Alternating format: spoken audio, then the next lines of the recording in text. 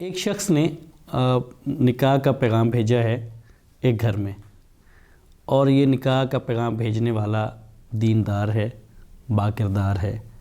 اب جن کے گھر پیغام بھیجا ہے وہاں والد راضی ہیں نکاح کے لیے، بیٹی کا نکاح دینے کے لیے اس کے کردار اور دینداری کی وجہ سے، جبکہ والدہ انکار کرتی ہیں۔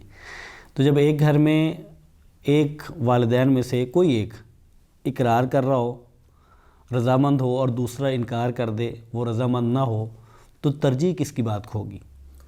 اس میں پہلی بات تو یہ ہے کہ اگر رشتہ ایسا آ جائے جو واقعی دیندار ہو اور نیک بچہ ہو تو آپ کو وہ رشتہ ٹھکرانا نہیں چاہیے، کیونکہ نبی مکرم صلی اللہ علیہ وآلہ وسلم نے فرمایا کہ اذا خاطب الیکم من ترضون دینہ وخلقہ فزوجوہ والا تکن فتنۃ فی الارض وفساد کبیر، کہ جب کوئی ایسا نوجوان آپ کی طرف منگنی کا پیغام بھیجتا ہے کہ جس کا دین اور اس کا اخلاق آپ اس کو پسند کرتے ہیں اور وہ دیندار نوجوان ہے، تو پھر آپ اس سے شادی کر دیں، اپنی بیٹی کی، اپنی بہن کی، جس کے حوالے سے بھی رشتہ آیا ہے۔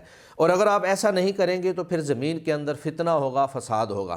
تو ایسے نوجوان کے رشتے کو ٹھکرانا نہیں چاہیے، ایک بات تو یہ ہے۔ اور اس میں والدہ کو چاہیے کہ وہ اس کو بلا وجہ نہ ٹھکرائے، کیونکہ ایک مناسب اور کفر رشتہ آ رہا ہے تو اس کو قبول کر لیا جائے۔ اور دوسری بات یہ ہے کہ نکاح کرنے کے حوالے سے ولی جو ہے وہ باپ ہوتا ہے۔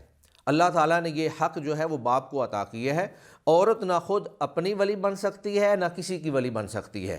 تو چونکہ ولایت کا حق باپ کو اللہ نے عطا کیا ہے، لہذا اس صورت میں باپ کی بات کو ترجیح دی جائے گی اور اس کی پسند کو دیکھا جائے گا، کیونکہ باپ جو ہے وہ ولی ہے۔ اور ماں جو ہے، اگرچہ ماں کو بھی راضی کر لینا چاہیے، لیکن اگر ماں راضی نہیں بھی ہوتی ہے اور باپ اس بات پہ راضی ہو جاتا ہے تو باپ کی بات کو ہی تسلیم کیا جائے گا اور انشاءاللہ وہ نکاح درست ہوگا۔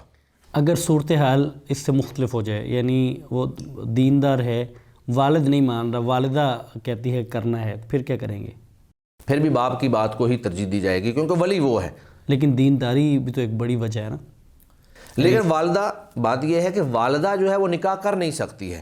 جس نے نکاح کرنا ہے جب وہ نہیں مان رہا ہے تو پھر آپ کیسے مطلب نکاح کریں گے؟ پھر وہی فتنے کا خطرہ ہے دوبارہ۔ درست ہے۔ اس میں یعنی جب والد اور والدہ کی بات ہو تو تب وہ جس بچی کے لیے پیغام بھیجا گیا ہے اس بچی کی رائے کہاں کھڑی ہوگی؟ یعنی اگر وہ رائے کسی ایک فریق کے ساتھ مل جاتی ہے تو اس کی کوئی اہمیت ہے یا نہیں؟